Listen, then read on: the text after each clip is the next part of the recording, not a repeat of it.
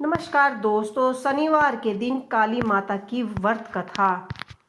हिंदू धर्म में माँ काली का मुख्य स्थान है। काली का अर्थ है समय और काल। ऐसा माना जाता है कि इनकी उत्पत्ति समय और काल पापियों के नाश के लिए हुई है। समय और काल से कोई नहीं बच सकता है, यह सभी को निगल जाता है। माता पार्वती ने यह भयानक रूप पापियों के नाश के लिए धारण किया था और जो अपने भक्तों के लिए प्रेम से भरी हुई है, जो प्राणियों में भी सच्चे मन से माँ की भक्ति करता है, उसकी सभी मनोइच्छाएं पूर्ण हो जाती हैं। पापियों के लिए विनाशनी है और अपने भक्तों के लिए प्रेम से भरी हुई है, जो कि मनोचित फल देती है।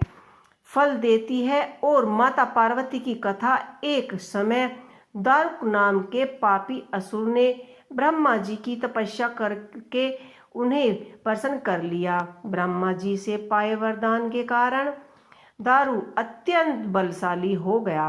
वह देवताओं और ब्राह्मणों को परेशान करने लगा। वह उन पर अत्याचार करने लगा।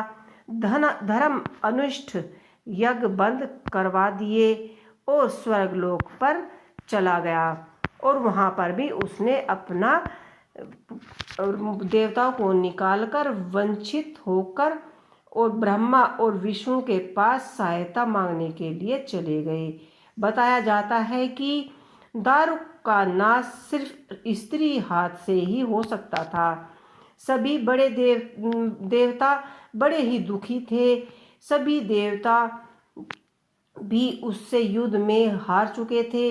अंत में यह निश्चय किया कि दारुक का वध भगवान शिव और पत्नी पार्वती करेंगे। भगवान शिव ने अपनी तीसरे नेत्र खोलकर भयानक प्रचंड रूप धारण किया और महाकाली को जन्म दिया।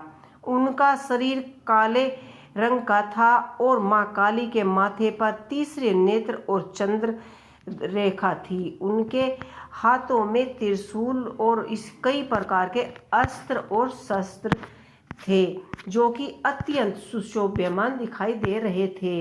शस्त्रों से महाकाली के प्रचंड रूपों को देखकर सभी देवता थर थर थर कांपने लगे और वहां से भागने लगे। युद्ध में दारुक महाकाली से पराजित हुआ और इसी तरह उसने महाकाली के हाथों दुष्ट राक्षस का अंत हुआ।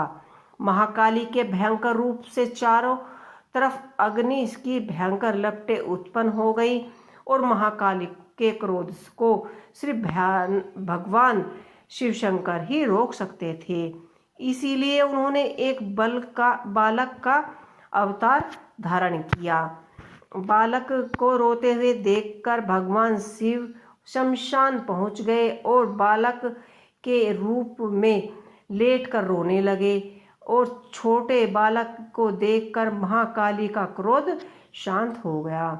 इसके हृदय में ममता भावना जागृत हो गई और उन्होंने शिव रूप उस छोटे बालक को उठा लिया और अपने स्तनों से दूध पिलाने लगी। इसी प्रकार से शिव जी ने उनके क्रोध को पी लिया। इसी प्रकार महाकाली का भयंकर प्रचंड रूप को शिव जी महाराज ने ही शांत किया था। क्रोध शांत हुआ। इसके बाद महाकाली मूर्छित हो गई। उन्हें होश में लाने के लिए भगवान शिव ने तांडव नृत्य किए। हम होश में आने पर वह पुनः माता पार्वती के रूप में आ चुकी थी। माता पार्वती और शिव का नृत्य देखकर सभी लोग उन पर जय जयकार करने लगे और इसी कारण उन्होंने योगिनी के नाम से भी पुकारा जाता है। ये तो दोस्तों, आपको माता काली की ये कथा कैसी लगी? आप इसे अवश्य सुनिएगा और हमें कमेंट बॉक्स में लिखकर ज़रूर बताइएगा। इसी के दिन महाकाली की, माता पार्वती और गोरा की जय। ओम नमः शिवाय।